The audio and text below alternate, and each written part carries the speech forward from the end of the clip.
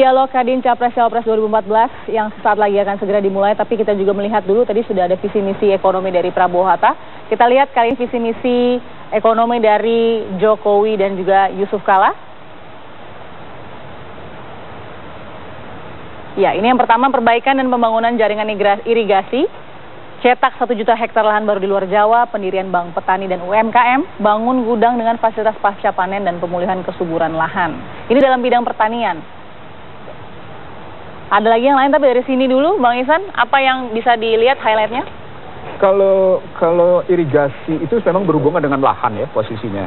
Lalu kalau bank tani dan UMKM, sesungguhnya cuma tinggal memberdayakan BRI. Ada BRI sebenarnya? Agar BRI fokus juga ke sana.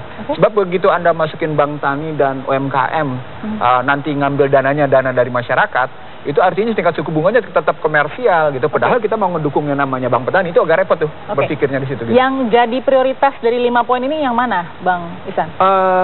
Lahan dan irigasi. Lahan dan irigasi. Tapi ujung dari lahan dan irigasi adalah sesungguhnya mengubah kultur petani. Kultur petani selama ini adalah kultur di mana mereka tidak punya harkat martabat untuk memproduksi pertanian secara berlebih. Itu harus dinyatakan kepada petani bahwa mereka akan terangkat harkat martabat mereka, andaikan mereka menjadi petani yang baik. Itu artinya sikap pemerintah memperbaiki produktivitas petani. Itu artinya lahan, itu artinya modal, itu artinya irigasi, itu artinya bibit, pupuk dan macam-macam. Jadi tidak gampang mengubah itu gitu loh. Butuh waktu gitu loh posisinya. Baik, kita sekarang lihat bagaimana antusias dari pengusaha-pengusaha di Makassar. Kita tersambung langsung juga dengan Budi Zulkifli. Ada Andi Kumala di sana. Silakan, Andi Kumala. Iya, tapi enggak. Iya, Balkis. Memang malam ini kita akan menyaksikan dialog Capres dan Cawapres yang digelar oleh Kamar Dagang dan Industri Indonesia. Bagaimana pengusaha-pengusaha di Makassar ikut menyoroti konsep dan program-program ekonomi dari Capres dan Cawapres ini. Saat ini saya sudah bersama dengan salah seorang pengusaha properti di Makassar, karena di Makassar kita ketahui pertumbuhan di sektor properti memang sangat meningkat. Bagaimana harapannya terhadap dialog malam ini? Saya sudah bersama dengan Bapak Sawaludin Arif. Selamat petang, Pak. Selamat petang. Ya, Pak Sawal, bagaimana harapan Bapak terhadap dialog yang akan diselenggarakan oleh Kadin malam ini akan menghadirkan 2 kandidat Capres dan Cawapres? Harapan kami sebagai pengusaha properti di Sulawesi Selatan itu agar supaya dialognya nanti ini berkualitas dan jelas keberpihakannya kepada pengusaha. Harusnya pengusaha itu diberikan ruang kepastian hukum dan bisa menghasilkan sebuah kebijakan. Jadi dialog ini sebentar memberikan masukan kepada pemerintah ke depan agar supaya regulasi di dalam memberikan investasi itu ada jaminan hukum, ada jaminan keamanan, sehingga kita sebagai pengusaha properti itu lebih enjoy, lebih enak gitu kan, untuk kemudian berbuat, membuka kawasan demi kepentingan masyarakat luas, masyarakat banyak. Ya, Bapak, untuk kawasan Indonesia Timur biasanya selalu terkendala dengan pemerataan ekonomi dan juga infrastruktur. Bagaimana tanggapannya dan harapannya soal pemerataan infrastruktur ini, Pak? Itu menjadi poin yang paling utama, bahwa dengan lahirnya sebuah konsep negara Republik Indonesia yang sudah menghapus sentralistik menjadi desentralisasi, mestinya pemerataan dari semua kawasan itu harus sama. Terutama kawasan timur Indonesia tidak boleh ada lagi yang terbelakang. Tidak boleh, harus semua sama majunya, sama berkembangnya semua kawasan. Baik, Pak Sawal, terima kasih atas waktunya untuk berbincang dengan kami. Dan pemirsa, itu tadi tanggapan dan juga harapan dari pengusaha di Makassar mewakili juga Indonesia Timur terhadap dialog Capres dan Cawapres malam ini. Kita kembalikan ke Balkis di Jakarta. Andi Kumala, terima kasih. Itu tadi paling tidak penerimaan dari para pengusaha atas harapannya dengan dialog ini. Tapi langsung saja, pengusaha berharap keberpihakannya kepada pengusaha dalam dialog dengan Kadin. Kalau menggunakan istilah ekonomi berdikari, dan kalau juga menggunakan istilah ekonomi kerakyatan, lalu dia katakan bagian dari refleksi ekonomi konstitusi, dan kemarin saya menyampaikan itu di depan Komisi 6 gitu ya. Maka yang harus dipikirkan oleh Capres dan Cawapres kali ini adalah keseimbangan antara kekuatan BUMN, koperasi dan korporasi. Jadi bukan hanya swasta. Kadin di satu sisi itu benar, Tapi pada saat yang sama juga harus bayangkan bagaimana menumbuh kembangkan koperasi, bagaimana juga menumbuh kembangkan BUMN. Makanya dalam skematik saya, BUMN, koperasi dan korporasi itu dalam sebuah segitiga sama sisi. Yang di tengahnya ada peranan pemerintah, yakni peranan capres dan cawapres. Selama pikirannya cuma korporasi atau swasta saja, dia menjadi tidak proporsional. Itu yang disebut dengan berkeadilan. Ini sudah akan mulai Bang Ihsan. Tapi saya juga ingin dengar, yang pertama kesempatannya ada di Pak Prabowo dan Hatta. Tapi apa yang kira-kira diharapkan akan keluar dari konsep Prabowo Hatta? Bagaimana menerjemahkan lebih lanjut ekonomi berdikari itu dalam ekonomi kerakyatan maksudnya. Bagaimana ekonomi kerakyatan yang dibangun oleh Prabowo itu menjadi kelihatan proporsional bahwa memang bangsa Indonesia punya harkat martabat seperti yang Prabowo sampaikan. Produk-produk apa yang muncul dari seorang Prabowo dan Hatta Rajasa yang tidak terjebak ke dalam kerangka bahasa Hatta Rajasa yang kemarin di TV One itu salah. Mempercepat terintegrasinya perekonomian nasional dan global itu salah. Tapi bagaimana sekarang dia mesti bangkitkan tumbuhkan ekonomi nasional sehingga memang punya harkat martabat sehingga berdaulat. Nah sementara nanti bisa kita lihat sampai seberapa jauh konsep itu juga dimiliki oleh Jokowi sehingga pemirsa bisa tahu persis bahwa ini memang berpijak pada konstitusi, berpijak pada amanat konstitusi. Sehingga nggak salah kalau ngomongnya cuma begitu tapi kemudian tidak berpijak pada konstitusi. Seperti yang Balkis bilang ke saya, ini mimpi aja jangan-jangan. Paling tidak dari ekonomi berdikari melawan ekonomi kerakyatan. Ada poin-poin yang juga menarik. Kalau Pak Prabowo kan sangat concern dari sektor pertanian. Sebenarnya kalau dari sektor pertanian sama-sama punya concern loh. Yang satu membuka lahan 9 juta hektar. Yang satu juga membuka lahan 9 juta hektar. Perbedaannya cuma pada Prabowo Subianto ada kata-kata konkret membuka lapangan kerja sekian juta orang. Dari perhitungan bahwa dari 1 juta itu sekian orang yang bisa diserap sehingga dia bisa dari 1 hektar. Ada penghitungan di situ. Logikanya ada bahwa dari 1 hektar ada 6 orang bisa dia pekerjakan. Sehingga ketika dia sebut sekian juta dia bisa membuka lapangan kerja 24 juta orang atau 2 juta orang itu. Nah itu dari Prabowo. Kalau dari pihak Jokowi yang sering juga kita dengar adalah bagaimana dia ingin meningkatkan UMKM. Posisinya di mana dengan keadaan UMKM saat ini? Saya bilang tadi ya, mengangkat UMKM Indonesia, itu UMKM Indonesia sekarang ini sebagai limbah dari kegagalan ekonomi liberal di Indonesia. Limbah saya bilang. Salah satu indikatornya ada seperti angka saya bilang tadi. Pada sebelum Undang-Undang 2507 diberlakukan, penyerapan lapangan kerja di UMKM hanya 96,1. Setelah Undang-Undang penanaman modal berlaku atau kapital intensif atau padat modal itu diberlakukan, penyerapan lapangan kerja di UMKM membesar. Artinya sektor usaha formal itu menyerap lapangan kerja lebih kecil, bahkan lebih kecil daripada yang sebelumnya. Nah kalau kemudian Jokowi ingin memperbaiki UMKM, dia mesti mengembangkan keseimbangan mana yang padat modal, mana yang padat karya. Nah ketika kita ambil mana padat modal, pertama sektor-sektor strategis itu yang disampaikan Pak Anin tadi. Benar dia. Tetapi ada kata kuncinya. Kata kuncinya adalah merelasikan industri-industri dari sumber daya, dari hulu ke hilir secara baik, terintegrasi artinya. Di Indonesia, sampai dengan saat ini, belum kita miliki sebuah industri yang terintegrasi dari hulu ke hilir. Yang ada pada sektor swasta. Swasta itu bisa membangun terintegrasi secara baik dan bekerja secara efisien. Artinya, diversifikasi secara vertikal, keanekaragaman secara vertikal pada industrinya dibangun dengan baik oleh swasta. Pemerintah nggak ada. Pemerintah nggak punya. Jadi kalau mau konkret di UMKM, apa yang jadi prioritas? UMKM akhirnya selimbah yang dikerjakan. Akhirnya juga UMKM masuknya menjadi ekonomi kreatif, bukan lagi ekonomi yang sesungguhnya. Bahasa sederhananya begini, UMKM itu akhirnya wujud perekonomian di mana mereka berjuang bertahan atas sebuah pergumulan persaingan yang baik, yang meminggirkan gitu. Oke, terima kasih Bang Ihsan. Kita akan melihat langsung jalannya dialog Capres-Cawapres yang diselenggarakan oleh Kadin. Ini sudah hadir semua, suasananya kita lihat dulu. Yang mendapat giliran pertama adalah Prabowo Hatta untuk menjelaskan konsep dan program ekonominya. Lalu kemudian nanti disambung juga dengan pertanyaan-pertanyaan. Jadi pengusaha dan anggota Kadin juga bisa langsung bertanya kepada pasangan. Ini mungkin yang sebenarnya diharapkan ya, sehingga ada pertanyaan terbuka, ada keterbukaan. Ada perdebatan juga kita berharap begini, akan muncul pertanyaan itu bukan hanya dari kalangan swasta, tapi juga dari kalangan BUMN, juga harus muncul dari kalangan koperasi. Makanya pakai nama Kamar Dagang dan Industri Indonesia. Kalau Indonesia kan berarti ada 3 pelaku, ada BUMN, ada koperasi, ada korporasi. Nah kalau nanti munculnya hanya dari kalangan korporasi, tentu ada yang kurang proporsional. Saya bilang bukan tidak tepat, kurang proporsional. Itu yang pertama. Yang kedua, orientasi berpikirnya sekarang. Kalau orientasi berpikirnya dalam rangka memajukan Indonesia, maka yang harus dihadapi adalah selesaikan dulu sistem yang sekarang ini amburadul. Sistem yang dalam kacamata para capres dan cawapres ini adalah sebuah sistem yang kalau pakai istilah Prabowo, selamatkan Indonesia. Kan artinya Indonesia genting gitu loh kalau pakai istilah Prabowo Subianto.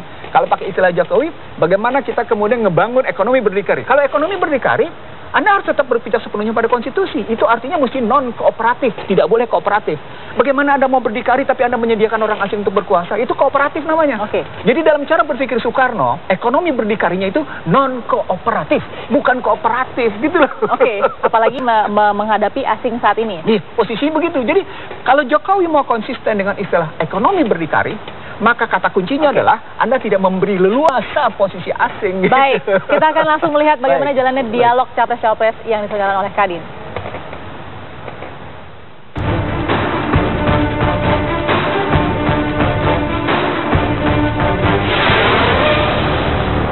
Yang ada di rumah dan menyaksikan tayangan ini adalah sebuah acara yang khusus untuk Anda warga Indonesia demi kemajuan dan masa depan Indonesia. Ya, dan juga pada malam hari ini kita akan menyaksikan di mana Kadin Indonesia menyelenggarakan sebuah dialog dengan capres-cawapres dengan tujuan demi kemajuan Indonesia, ya, seperti dikatakan oleh rekan saya Alvito, untuk juga berbagi tantangan dan juga persoalan dalam dunia usaha dengan pemerintah mendatang.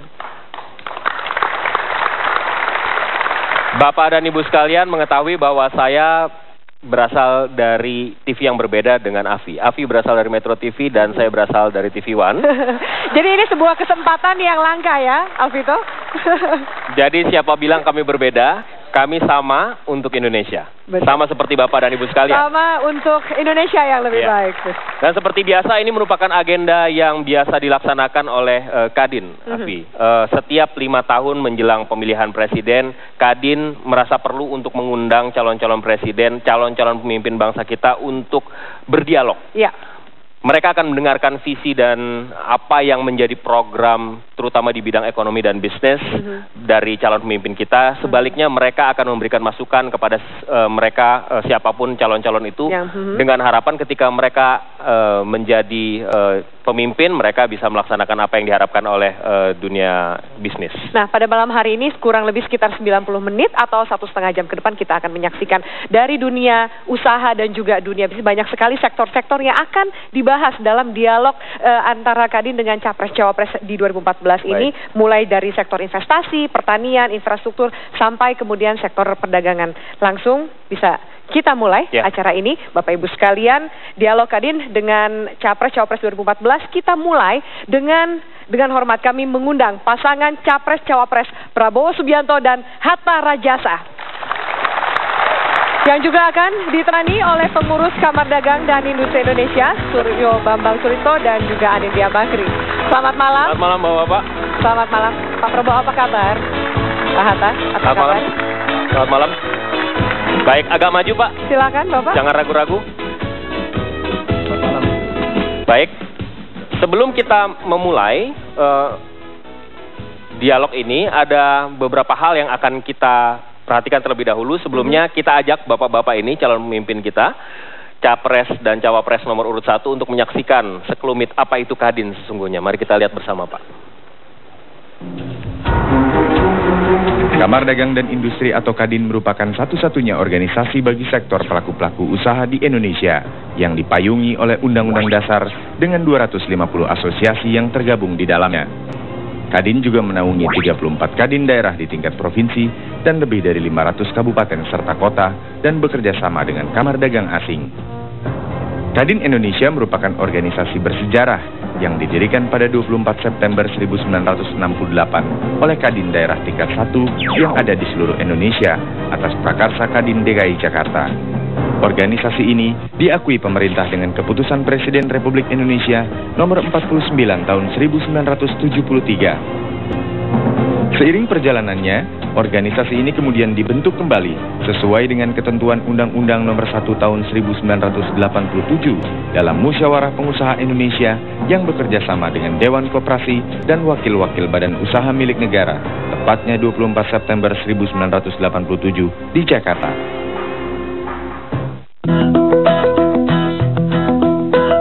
Organisasi ini memiliki tujuan utama membantu perekonomian bangsa demi mewujudkan kehidupan ekonomi dan dunia usaha yang kuat dan kokoh, serta mampu bersaing di dalam dan luar negeri, sesuai dan berdasarkan pasal 33 Undang-Undang Dasar 1945. Kadin memiliki fungsi sebagai wadah konsultasi dan komunikasi antar pengusaha, serta pengusaha Indonesia dan pemerintah mengenai masalah perdagangan, perindustrian, dan jasa di Indonesia. Tidak hanya meramu berbagai kebijakan ekonomi, namun Kadin juga berperan memastikan kebijakan tersebut berjalan dengan baik, sehingga akan terbentuk sebuah iklim perekonomian nasional yang sehat dan dinamis, guna memberikan kesejahteraan pada rakyat Indonesia.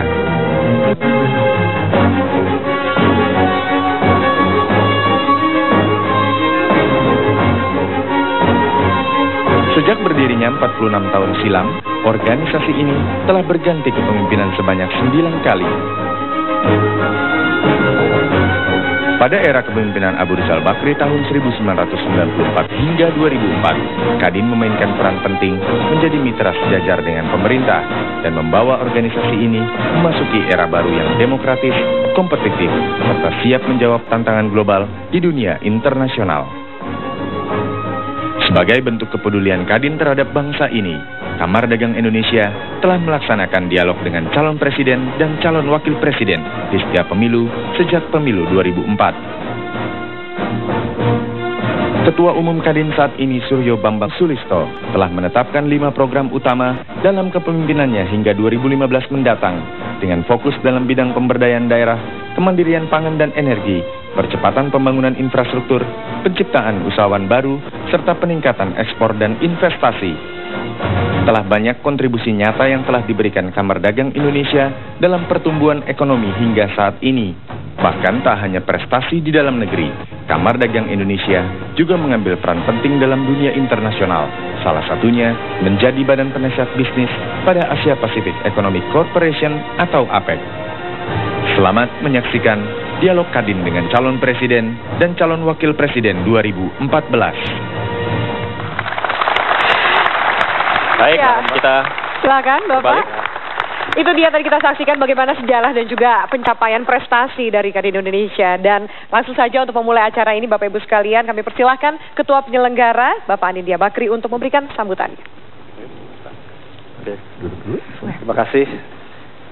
Bismillahirrahmanirrahim. Assalamualaikum warahmatullahi wabarakatuh. Kepada yang terhormat calon presiden dan calon wakil presiden Bapak Prabowo Subianto dan Bapak Hatta Rajasa, terima kasih atas kehadirannya, karena ini merupakan kebanggaan untuk kita semua, Pak. Ketua Umum Senior Kadin, sini ada Pak Hidayat, ada Pak Ical, seluruh Kadin Indonesia, 33 Kadin Provinsi, pimpinan asosiasi, himpunan, sampai dengan Foreign Chamber. Dan tidak lupa tentunya pemirsa seluruh tanah air. Banyak menanyakan kepada kami, mengapa Kadin butuh membuat acara ini?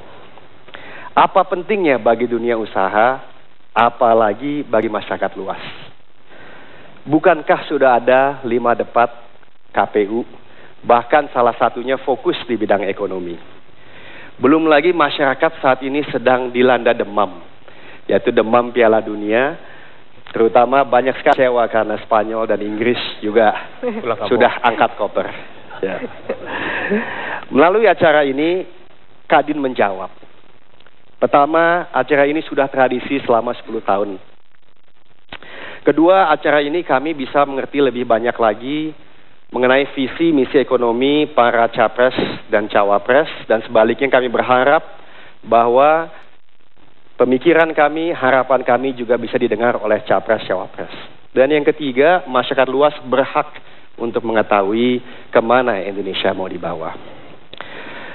Kami melihat bahwa untuk objektif seperti ini, format yang paling baik adalah dialog, bukan debat. Karena debat mengedepankan perbedaan, sedangkan dialog justru mencari titik temu dan mencari kesamaan. Kami merasa ketika berbicara untuk meningkatkan kesejahteraan masyarakat luas, kita harus bersama-sama. Ketika kita bicara untuk meningkatkan daya saing Indonesia di mata internasional, kita harus bersama-sama. Karena pada hakikatnya bukan saja Kadin ingin tumbuh Indonesia yang maju, tapi tumbuh bersama-sama. Kadin percaya bahwa apa yang akan terjadi pada tanggal 9 Juli ini sangatlah penting. Tapi lebih penting lagi apa yang terjadi sehabis 9 Juli. Kalau boleh saya meminjam slogan bapak-bapak, kalau bukan kita, siapa lagi? Kalau bukan sekarang, kapan lagi?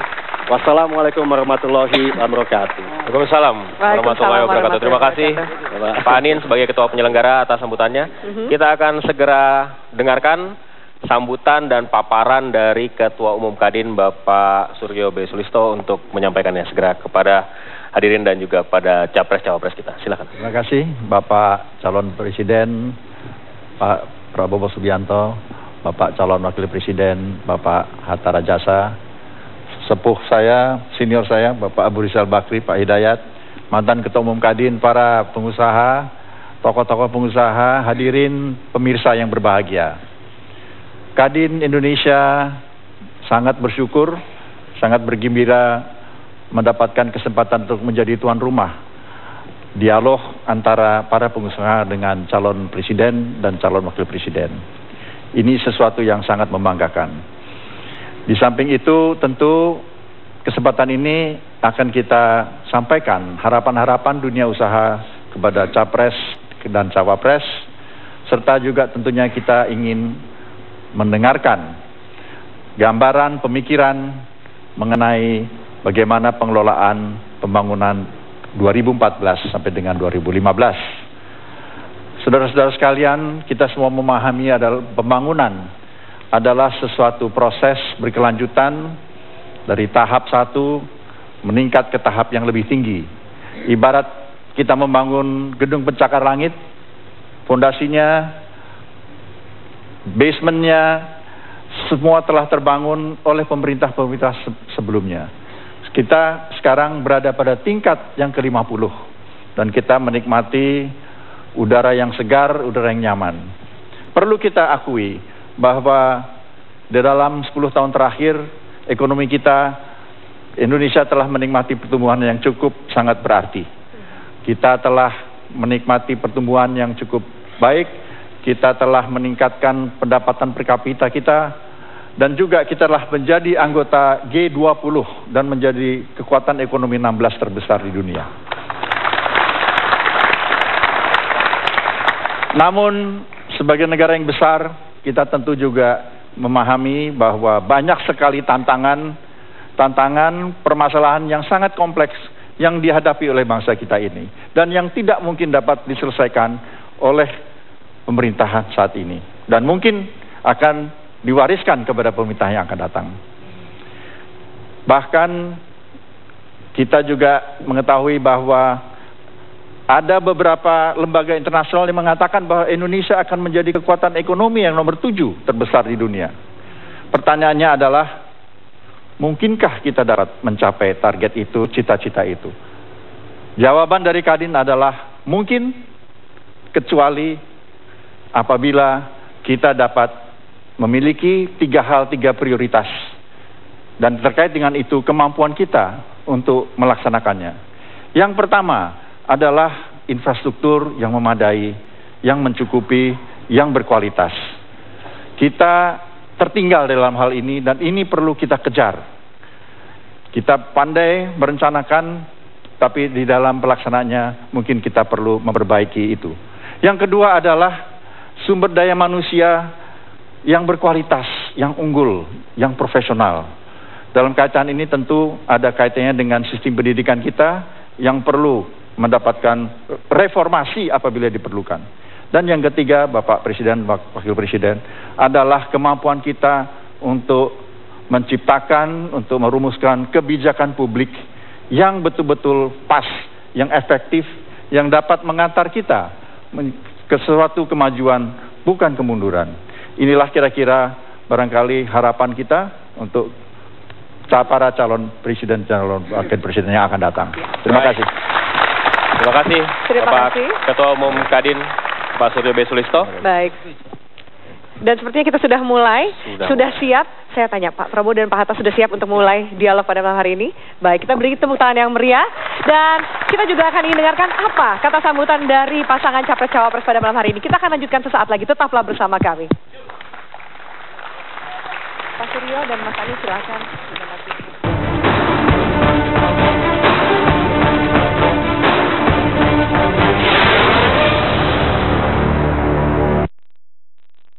Roti